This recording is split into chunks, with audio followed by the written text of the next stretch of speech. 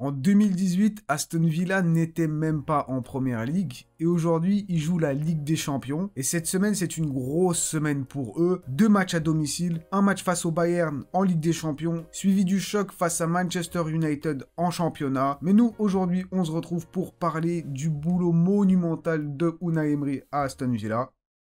C'est parti. Good evening.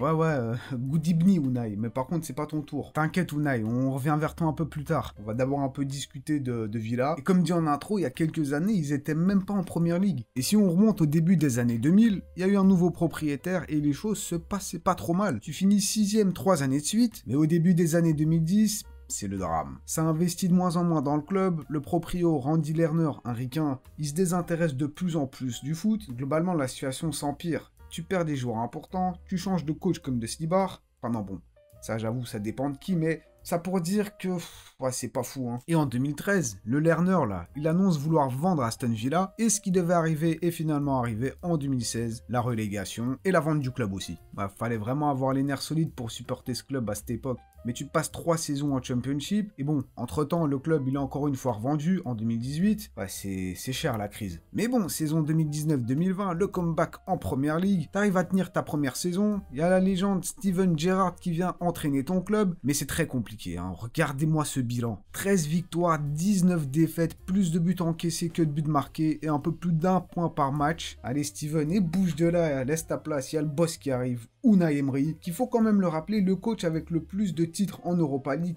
4 victoires, 3 avec Séville, 1 avec Villarreal lors de la saison 2020-2021. L'année d'après le titre, il fait quand même un gros parcours en Ligue des Champions en allant jusqu'en demi-finale. Bon, une petite défaite face à Liverpool, mais sur ton chemin, t'élimines quand même la Juve et le Bayern sans encaisser aucune défaite. Et certes, il y a aussi eu des échecs, on n'oublie pas, avec Arsenal, ça n'a pas trop marché. Le PSG, avec un certain événement qui a quand même bouleversé le monde du foot.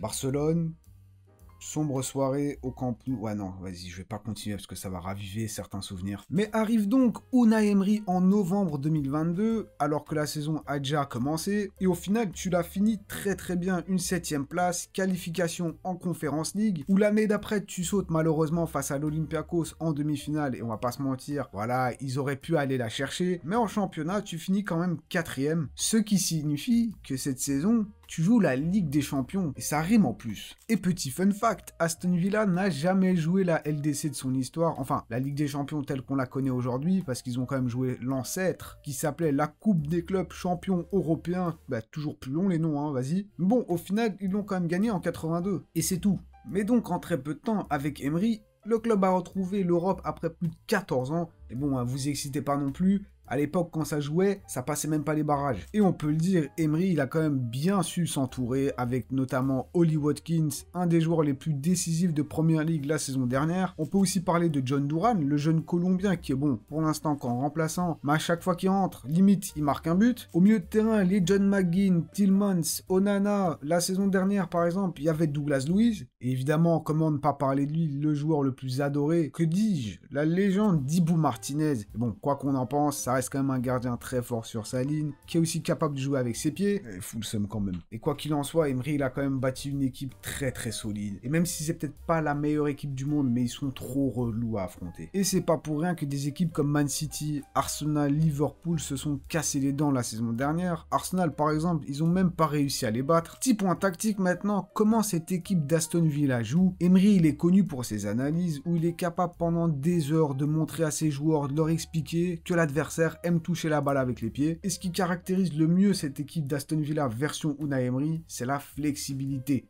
Le mot d'ordre, la flexibilité. Après, ça reste une équipe qui aime bien jouer rapidement de l'avant, une équipe un peu de transition avec des passes directes où ça va très vite. Par exemple, regardez-moi le dernier but qu'ils ont marqué face au Bayern en Ligue des Champions, une passe directe, sans se poser de questions, frappe, but. Mais Emery, avec toutes ses analyses, au final, c'est un coach assez pragmatique. Il n'hésite pas à s'adapter à l'adversaire et tout dépend de qui il a en face ou alors du moment dans le match. Tantôt, ils peuvent rendre la balle à l'adversaire, attendre et jouer uniquement en contre, mais ils peuvent aussi jouer la possession, construire patiemment et attendre des espaces. Et en défense, c'est pareil. S'il faut presser, on va presser. S'il faut attendre, on se regroupe et on attend, je vous ai dit, la flexibilité. Et c'est aussi une équipe quand même très très bien organisée, où tu sens qu'il y a des automatismes, chacun sait ce qu'il doit faire.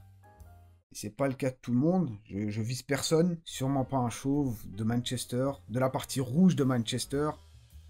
Non, c'est pas lui. Et que dire de plus? Encore une preuve qu'un club bien géré, où ça se passe bien au-dessus, ben, ça a beaucoup plus de chances que ça se passe mieux sportivement. Moi, en tout cas, j'espère que ça vous a plu, que vous en avez appris un peu plus. Et n'hésitez pas à me dire ce que vous en pensez. Et surtout, où est-ce que vous voyez Aston Villa?